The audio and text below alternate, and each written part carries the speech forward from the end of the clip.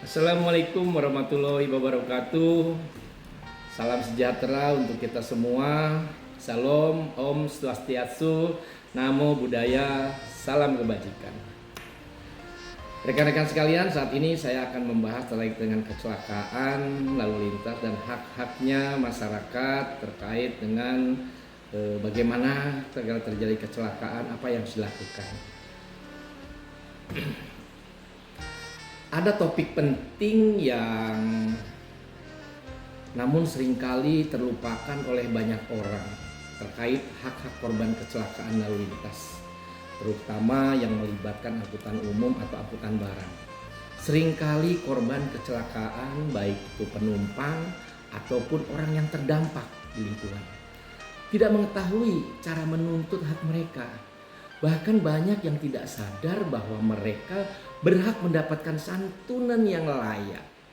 Di negara seperti Amerika Serikat, jika sebuah perusahaan angkutan terlibat dalam kecelakaan, dia akan mendapatkan jaminan santunan yang sangat besar. Bahkan bisa dikatakan dengan unlimited liability. Artinya, perusahaan tersebut harus memberikan santunan tanpa batas sampai kerugian yang ditimbulkan dapat dipulihkan sepenuhnya. Termasuk jika kecelakaan tersebut merusak lingkungan atau pertanian. Ini jelas sangat berbeda dengan di Indonesia, di mana kita sering mendengar berita kendaraan menabrak rumah atau merusak jalan, merusak lahan pertanian. Namun jarang ada tindakan hukum yang signifikan atau santunan yang memadai bagi korban. Yang lebih ironisnya lagi adalah ketika kecelakaan terjadi pada angkutan umum, asuransi yang ada seperti Jasara Harja seringkali tidak cukup untuk menutupi kerugian atau kebutuhan korban.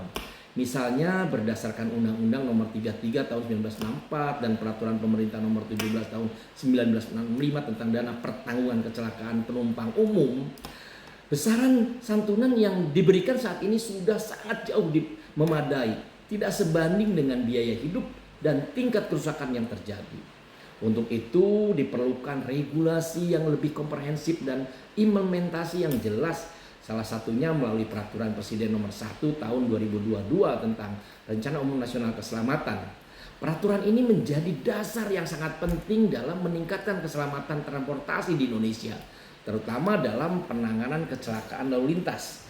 Dalam Perpres ini terdapat 5 pilar yang harus diterapkan secara signifikan untuk menciptakan keselamatan jalan yang optimal. Pilar pertama, manajemen jalan yang berkeselamatan. Pilar pertama ini menekankan pentingnya perencanaan pembangunan dan pemeliharaan infrastruktur jalan yang aman dan layak. Infrastruktur jalan yang dirancang dengan baik, termasuk pemeliharaan rutin, sangat penting dalam mengurangi potensi kecelakaan. Pilar kedua, jalan yang berkeselamatan. Pilar kedua berfokus pada jalan itu sendiri. Hal ini mencakup penerapan standar keselamatan yang sesuai dengan setiap jenis jalan. Dan jalan raya hingga jalan kecil, jalan tol, dengan memperhatikan faktor-faktor seperti marka jalan, penerapan, dan keamanan jalur pejalan kaki. Pilar ketiga, kendaraan yang berkeselamatan. Pilar ketiga berfokus pada kendaraan yang digunakan untuk angkutan umum atau untuk barang. Setiap kendaraan yang harus memenuhi standar keselamatan yang ketat, termasuk pemeriksaan rutin, pengujian kelayakan, dan pemeliharaan kendaraan secara berkala agar dapat beroperasi dengan aman di jalan raya.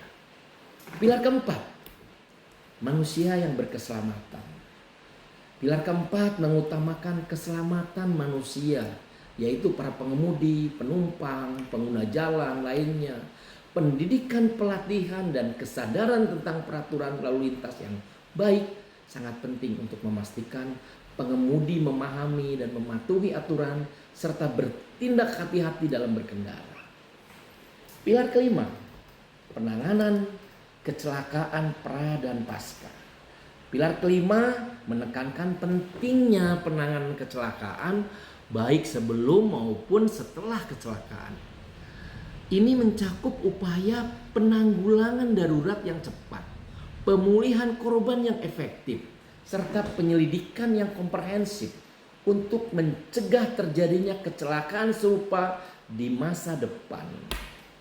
Implementasi kelima pilar ini harus dilakukan secara sinergis dan kolaboratif oleh seluruh pemangku kepentingan seperti pemerintah, badan pengelola jalan, perusahaan angkutan, dan masyarakat.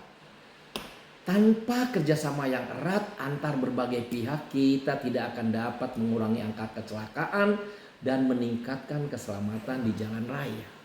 Penting untuk melakukan pengawasan ketat terhadap pengelola jalan dan perusahaan angkutan, serta memberikan pelatihan yang memadai bagi pengemudi.